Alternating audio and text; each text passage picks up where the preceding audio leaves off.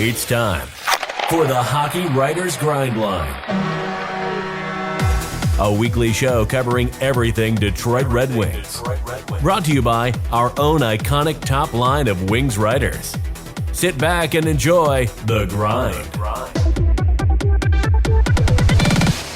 Welcome to the Hockey Writers Grindline. I'm your host, Matthew Zator, and of course, I'm always joined in by Devin Little and Tony Wolak, back on the show after a week off, and he's back, and we've got some happy stuff to talk about, guys. While Detroit Red Wings are in a playoff spot, we'll talk about that in depth, I'm sure. So, but first of all, Tony, how's it going? We're recording on Thursday, just after the Detroit Red Wings beat the New York Rangers 4-1. So, how's it going? Oh, it's going well. Had a good week so far. Had a nice 3-day weekend here in the States. So nice work week for me. And of course, got to see 2 Red Wings wins, and one of them was in person. So yeah, things are going well. Yeah, and Devin, yeah, I know it's happy times. I mean, like you said before we're recording, chasing a playoff spot or a playoff race, which we didn't think we were going to be in this position. So how's it going? Yeah, complete 180 from what we were saying a month ago, right? It's exciting times. I'm sure you had a blast, Tony. I'm sure the crowd at LCA had a blast tonight, and Saturday night against the Lightning. I'm sure it's going to be same type of atmosphere. This is some fun hockey right now. Yeah, I wish I was doing the same with the Canucks, but no such luck. The Canucks are chasing the bottom of the league right now. So, but yeah, the Red Wings in a playoff spot, and well, it's pretty good to move into our usual segment, one good, one bad. So we'll start with you, Tony. What's good and bad from the week that was here? Well, there's a lot of good going on in Hockey Town right now, but I'll go a little off the beaten path here. I got to see Robert Hagg score live, and I had never thought it was exhilarating. And for the bad, Larkin missed most of the game that I attended, so that was not fun, but at least the Red Wings still won the game. Yeah, there you go. All right, Devin, one good, one bad from the past week here. So Tony, you and I always seem to be on the same page when it comes to the Red Wings. And it seems like yet again we were. And by that, I mean, we were on the same page about seeing the Red Wings this week. My one good is that, yes, you saw the game against the Capitals. I am seeing the game on Saturday against the Lightning. I'm very excited about it. So hopefully I get myself a Lucas Raymond bobblehead and I see a good game, because Lord knows the Lightning and the Red Wings play some playoff games, even when the Red Wings weren't in a playoff chase. So my one bad, I'm just going to say officiating overall. Tony, like you said, Larkin got kicked out of that game against the Capitals for a high stick against TJ Oshie. And then tonight against the Rangers, basically the exact same play happens against Michael Rasmussen, and Lindgren only gets a 2-minute penalty. So inconsistency yet again from the officials. At this point, the only thing that they're consistent with is inconsistency, and it's frustrating, let me tell you. Yeah, officiating is, it's always frustrating to watch. It just seems like, like you said, it seems like they don't know what a call is. Sometimes the hook is, a hook, and then other times they're like, okay, that's not a hook this time. I don't know. It's interesting of how they call things these days, but it's nothing new, unfortunately.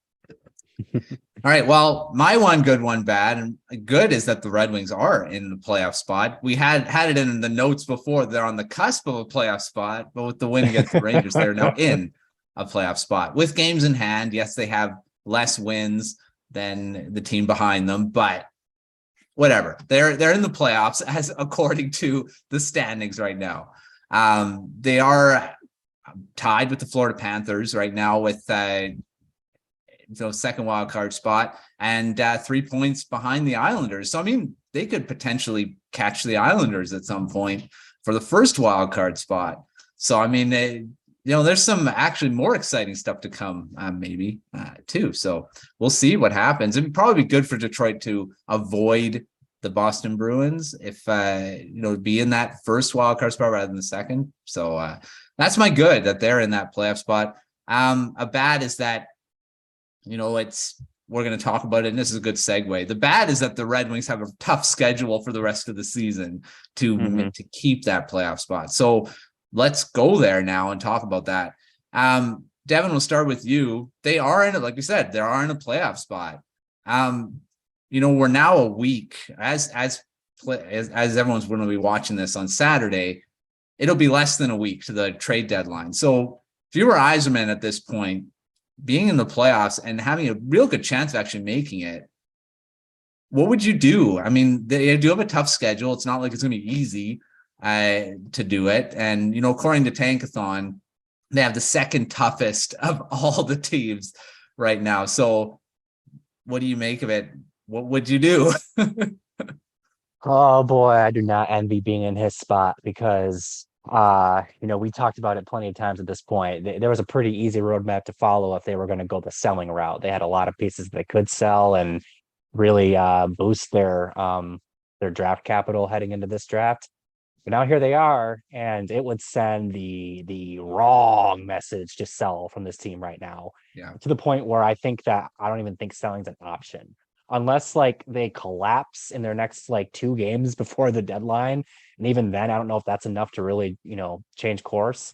I think that at most, if you're selling off like a Jordan Osterley, like a really fringe piece. And even then, I'm not sure that that's what they do. What do?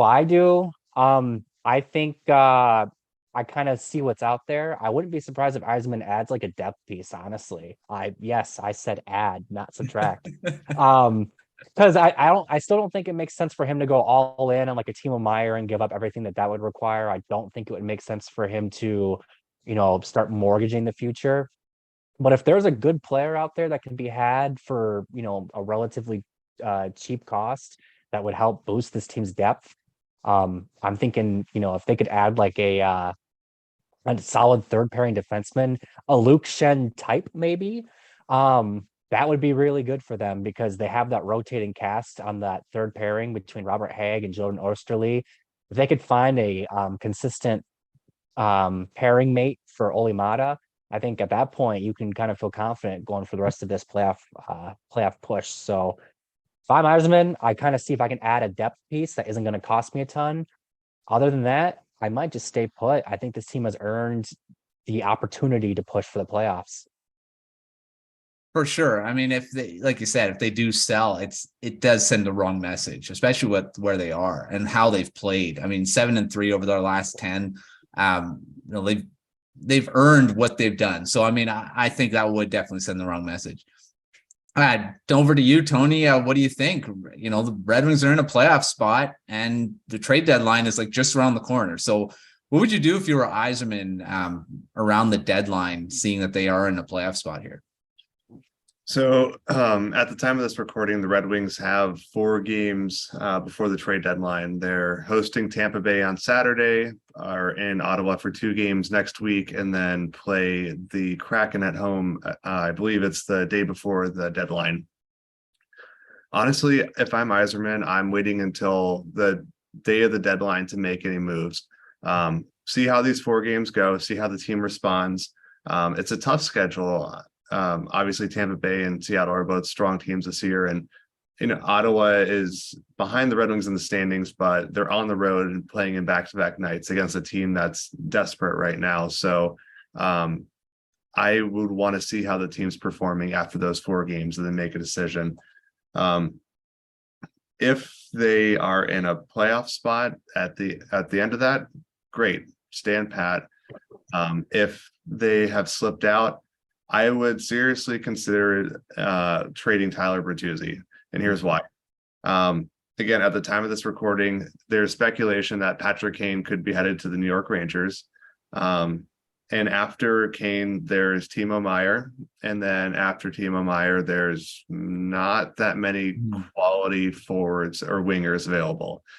So if Kane in fact goes to the Rangers, you have teams like the Carolina Hurricanes, Dallas Stars, Edmonton Oilers, Vegas Golden Knights, and others who are, looking to make a move to stay, in the race with the Bruins and the Rangers, for the top teams in the NHL. Bertuzzi it's gonna be a seller's market, and Bertuzzi is gonna fetch a ridiculous amount if the Red Wings decide to move him. So that's just one thing to consider. But again, if they're still in a playoff spot or very close, like stand pat, and if anything, look to grab a pick or a prospect as a broker for as a third party team, just to get something out of the deadline. Because yeah, they're doing better. They're in a playoff position now, but I mean, they're still a rebuilding team, and all those extra draft picks and prospects do help. For sure. And, you're looking at teams, the Minnesota Wild's a big example of this. They're in running for the playoffs, yet they're making these salary retention moves where they're getting draft picks. Yes, they're fifth rounders, whatever, but, they're picks, and those can turn into something. So if they can do that, yeah, that's a great way of doing the deadline, even if you are in a playoff position, you're still getting stuff. And, even the Washington Capitals trading Dmitry Orlov and Garnet Hathaway, they're still in a playoff race. So, I mean, it's starting to get slimmer by the day, but, they're not necessarily selling by selling these guys, because it just sounds like they weren't going to be able to re-sign him anyway. So. Yeah, if I could just jump in on that real quick. I did hear that Orlov was looking for a long-term contract that Capitals just didn't want to offer. So they're getting something for him. The first round pick is a lot of something, even if it's at the end of the first round. Logan Horn called it out on Twitter. It's something that I've been thinking too, that the Capitals might be a dark horse in the Timo Meier sweepstakes. They got a plan for have some sort of succession plan after Ovechkin's gone, and having a player like Timo Meier would certainly ease that transition. And as for the Red Wings and, with their top trade chip, Tyler Bertuzzi, I am planning to do a deep dive into that over the weekend, and kind of look at the contract projection and what a trade might look like, and kind of weighing the pros and cons to what exactly they should do with him, because they have a decision to make: either keep him and try to re-sign him, or trade him and get picks and prospects in return here. So stay tuned for that. Speaking of Bertuzzi, I actually kind of want to throw the ball back in your court, Tony. Since you brought him up, what do you make of that report about Yzerman taking Bertuzzi off the market? I know what I think of it. I'm curious what you think of it, though. If we're talking about the validity of it, I can say that if information is being provided by other teams that, they asked about Bertuzzi before and Yzerman listened, and then they asked him about it again, they said that he's not on the block. Yeah, I believe that. That seems perfectly reasonable. I do have to wonder though, how far along they are in terms of a contract extension, or if that's something that's being considered at this point. Because you have to kind of look at it from an asset management standpoint. If you don't trade Bertuzzi, and you're not planning to re-sign him, you're essentially considering him as a rental player for the rest of the season. And I don't know if the Red Wings are in a position to be adding rental players, quotation marks, to those people listening and not watching this. So I just think you have to just consider it from an asset management standpoint too. For sure. It makes sense. Yeah. I know from my perspective, I think that the best thing that happened to Yzerman in terms of his negotiating power is the Red Wings started to win games. Because, when you're a seller and everybody knows you're a seller, the teams know that you have to get something for these players. The only way that the market inflates and how you the return can inflate is if you have multiple teams making good offers. At that point, you're building up the offer because you have teams competing with each other. But if there's not if there's not a huge market for a player, you basically have to take whatever somebody's given to you and take it or leave it, right? Now, if you're not an obvious seller, if you're a Red Wings team that could very well go on a run of their own, then you have to pay what Yzerman is asking for if you want to get Bertuzzi, because Yzerman can easily say, well, we're just going to keep him. Well, he's our rental. We want to push for the playoffs too. So if you want this guy, give me this first round pick and your top prospect. Otherwise, you're not going to get him. So, like I said, I just think that even if whether it's true or whether it's not true, I think that there's very much some validity to the idea that Yzerman can kind of just take him off the block, because if no one's meeting his asking price, then the Red Wings winning empowers him to be like, then we'll just keep him. Yeah, not nearly as much pressure to make a move, and that it also helps that there at the end of the day there are going to be more buyers than sellers in terms of top 6 forwards by the trade deadline. So times. It's gonna be an interesting week. It's gonna be interesting. Well, speaking of that, let's get to our off the rush segment, our first one in the evening here or whenever you're watching. We talked about the schedule coming up. Tony, we'll start with you. Predict their record going of, like you mentioned, Ottawa twice, and they're both in Ottawa, playing Tampa, and then so Tampa, then Ottawa twice, and then the Kraken. What is their record on deadline day? Well, I guess for this one, I'll answer how the next 4 games go. I think they'll go 2-1-1. I know it's sort of in between, but I do think they're going to take 2 of those games. And if I had to guess, I'd say that it's going to be 1 against the Senators and 1 against the Kraken. I think the overtime loss is going to be against the Lightning, but we'll see. That's just my prediction. All right, Devin, what do you think? How are the Red Wings going to do in the next game before the deadline? I think I'm going to be in the building on Saturday against the Lightning, so they're going to win. And I think they'll win 1, lose 1 against the Senators. And then I think that, I'm going to go 2-1-1, just like Tony. I'm just going to kind of replace where the wins and losses are. I think they have an overtime loss against Seattle. All right. And I'll go. I'm going to go that they're going to run the table. I think they're going to win them all. Choo. So there you go. We'll see. Matt remains the most optimistic person on this show. I love it. Always. All right. Next question. And this is on. So let's fast forward to the deadline, and we'll start with you, Devin. How many trades does Yzerman make before the deadline hits 3:00? Oh, this is a question where my answer has changed a lot in the last couple of weeks. I'm going to say 2. I think he offloads a piece and then he brings a piece in. All right, Tony, what do you think? 1, and it's going to be a salary retention move, and that's it. All right, so it sounds like that they're going to be in a playoff position. Well, if they're running the table, right? That's right. Well, if it's on mine, yes. Those games in hand, if they can win those, they're in a really good position, because they got games in hand on all the teams that are around them right now, except the Penguins. They're tied with them right now, but there you go. All right. Let's before we get to the next half of our show here, we got to pay some bills and talk about Hockeypedia, about the hockey writers. Great database of information from teams, players, stats, a whole bunch of stuff in there. We're adding to it. We're restructuring it right now too, to make it a lot easier to look through and take a look at. So make sure you're checking that out. There's gonna be a lot of changes in the next month or so with it, because trades. So I mean, there's a lot of the player pages will change teams. So we'll see how many of those change. There's already been a few. So make sure checking out Hockey Writers Hockeypedia. There's a link in the show description, so take a look at that when you get a chance. All right, well, let's move to the second half of the show and talk about some lineup stuff that's been happening. We're talking about trades. Well, let's talk about stuff that's kind of been changing around.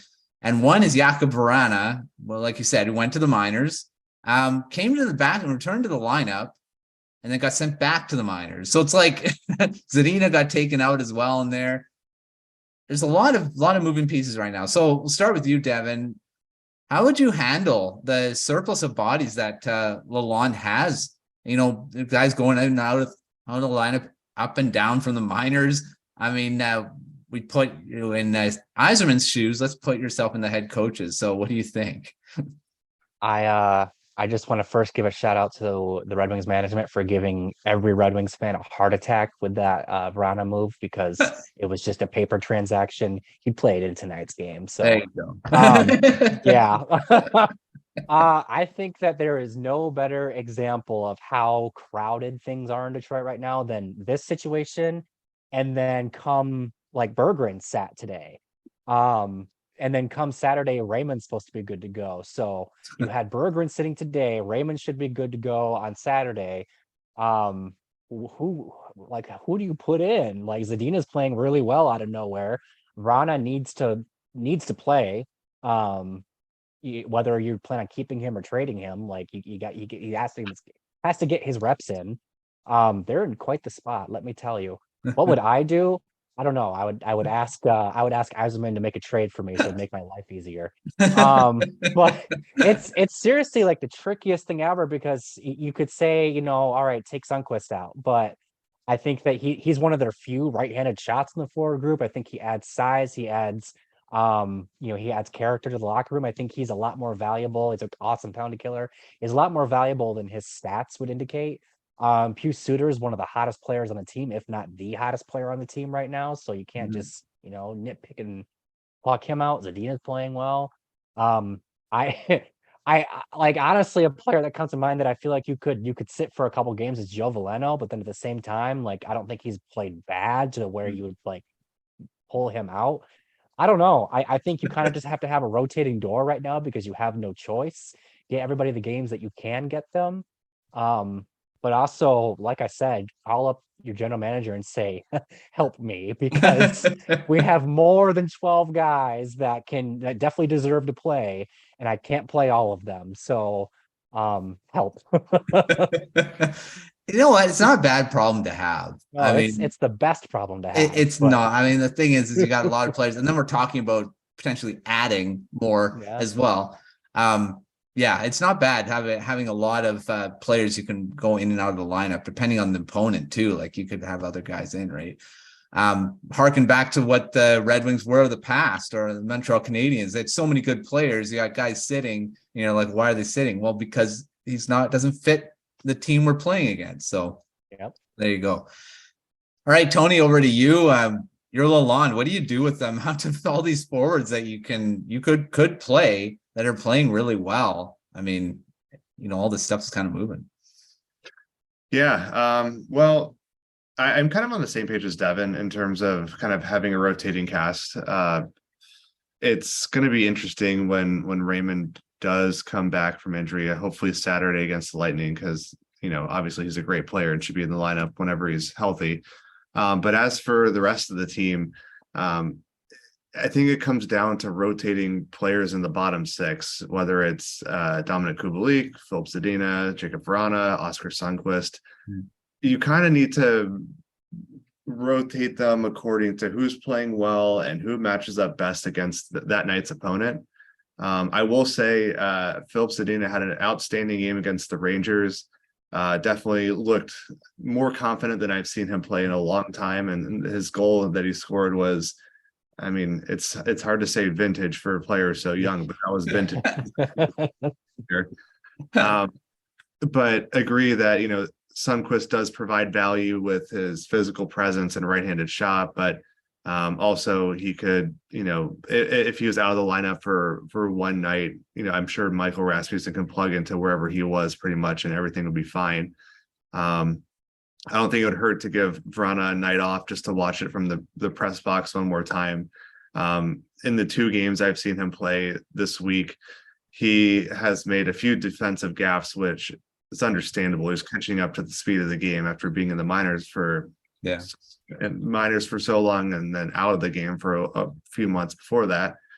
And in terms of, Dominik Kubalik, again, it wouldn't hurt to sit him. He's the second leading scorer, which is silly to say, but he's a player who is somewhat replaceable in terms of his skill set, with both Zadina and Vrana being able to fill in for him on the power play on the flank there, and then, contribute offense in the bottom six.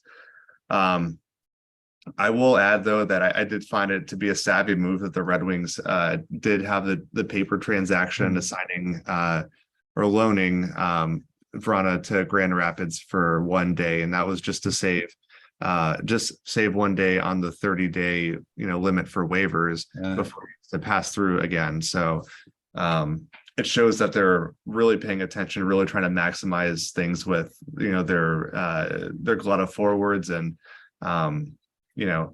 when your front office is like watching nuances to that degree, that's a good thing, especially when you're rebuilding and especially when you're pushing for the playoffs.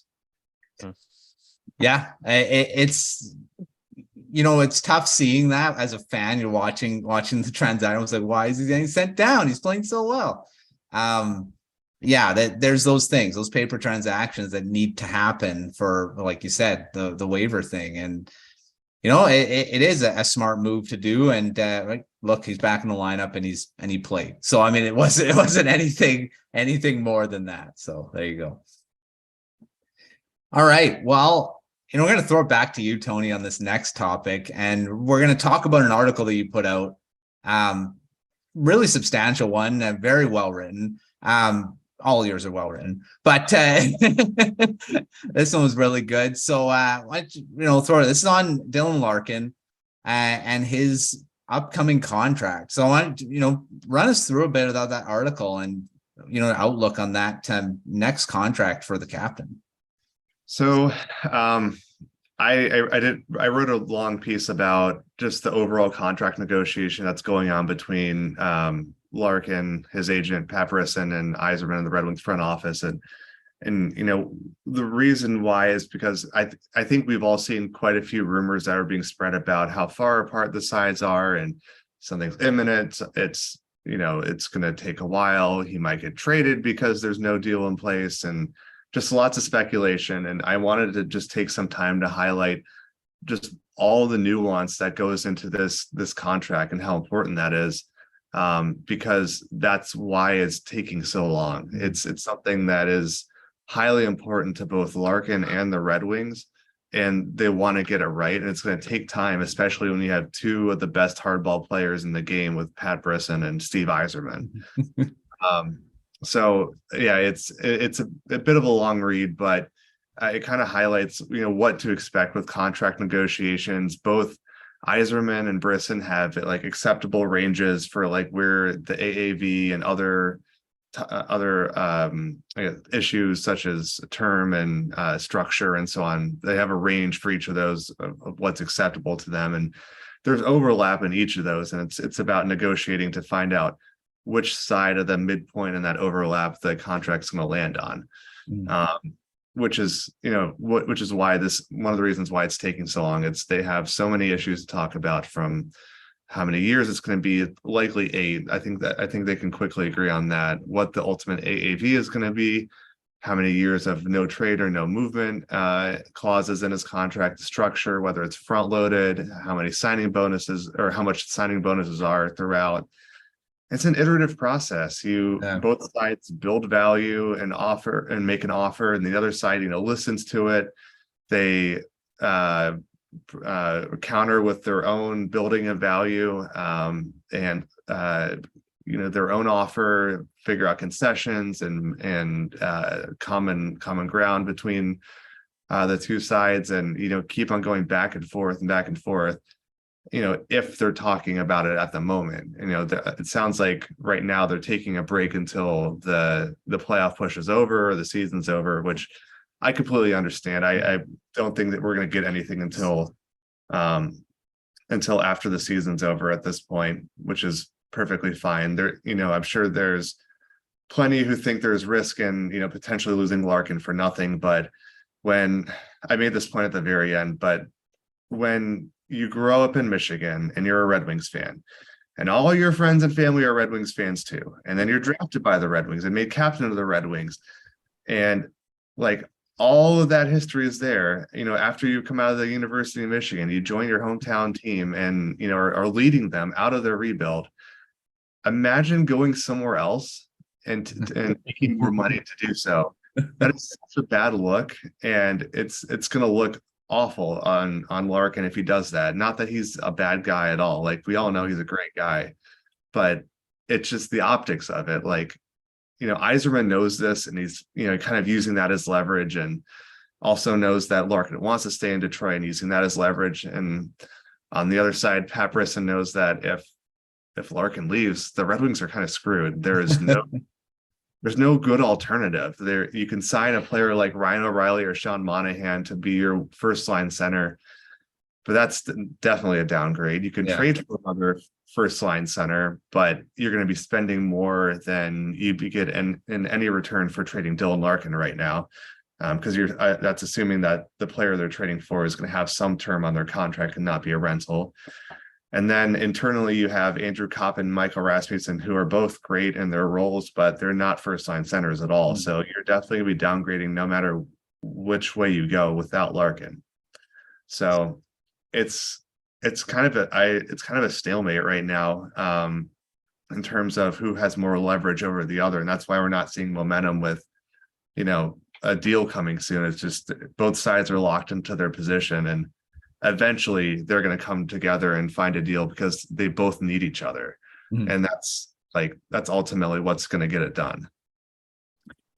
For sure. And that's, like you say, there's so many moving parts to this, and it's going to be, it'll ultimately get done, I think, with Detroit, because like you said, there's just so much that, why would he want to go somewhere else? He said he doesn't want to go somewhere else. So, so we'll see what happens. It's going to be interesting to watch. And I think, like I say, ultimately, I think it'll get done. Devin, you have anything to add to that? On Tony's article there? Well, first of all, like you said, excellently, we're very well written, of course, as per usual. Also, just a couple of things I want to kind of pile on here. One would be that you're absolutely right. Both sides need each other. And I think that I don't know. I've said this before on the show. There's not another team where Larkin could go and he would be the captain. Yeah. There's not many other teams where he could go and he would be the top line center. And some would say that's an argument that he's not a top line center. And I would say, no, it just means that he's not a elite top 10 center. He's still a top center though. Yeah. Get out of my face with that nonsense. But it like Tony said, I mean, he said it perfectly. They both need each other. There is no better marriage than this right now. And also the other point I want to make here is the longest tenured player on this team is Dylan Larkin. Larkin was there the last time the Red Wings made the playoffs back in 2016. He was there when Pavel Datsyuk and Henrik Zetterberg were still there. And he was there through the decline and the bottoming out in 2019-20. He's been there when like the good days ended. He's been here through the worst days, the days where you couldn't see light at the end of the tunnel. And so now that here we are in 2023 and they're in a playoff spot right now, there is light at the end of the tunnel. There are better days to come than what we're going through right now. Larkin is not going to want to leave. Like this is why he stuck around in the first place. This is what he's been waiting for. I just have a really, really hard time accepting the thought that the two sides could go their separate ways. I firmly believe this deal gets done at some point. It's just a matter of when and for how much, because again, like Tony said, both sides need each other. And I think they both know it too. I think so too. And like I said, I think this deal gets done. It's just like Tony said, there's a lot of stuff that's happening back and forth. And right now there doesn't sound like there's going to be anything happening until after the playoff push and all that. So put pause on it. We'll see what happens. I think ultimately, I don't think we should have, fans shouldn't be worried. I think that's going to happen. It'll just be a matter of when. So, all right, well, let's get to our final off the rush. And just to kind of close off the Dylan Larkin talk, Tony, predict it. What is going to be that final number? And do you think is it going to be over Bo Horvat? Because that's what everyone's kind of been talking about, Horvat, Larkin kind of being similar. Will he get paid more than Horvat's extension that came in? Yeah. So the last time I ran my model on projecting a contract for Larkin, it gave me 8 years at 8.55 million, and that's before Bo Horvat signed his contract. I think it's going to be a little closer to 8.75 now. But yeah, 8 years between 8.5 and 9 million. We'll split the difference and say 8.75 right now. All right, Devin, what do you think? 8.75 is exactly where I have it right now. There we go. Right on the money. Yeah, I think it'd probably be around that. I don't think he gets into the 9-10 range. It just doesn't, that 10 million is kind of, I think it's reserved for a lot of different, higher ranged players. If Cale Makar can't get 10, then Dylan Larkin can't get 10. Won't get 10. So yeah, we'll see what happens. I think it's 8.75. I think it'll be around there, a little under 9. But yeah. All right. And to finish it off, looking at the Red Wings, and this is maybe looking a bit into the future a bit. We got 25 games left. If my math is correct, I believe that's right. Devin, do they make the playoffs?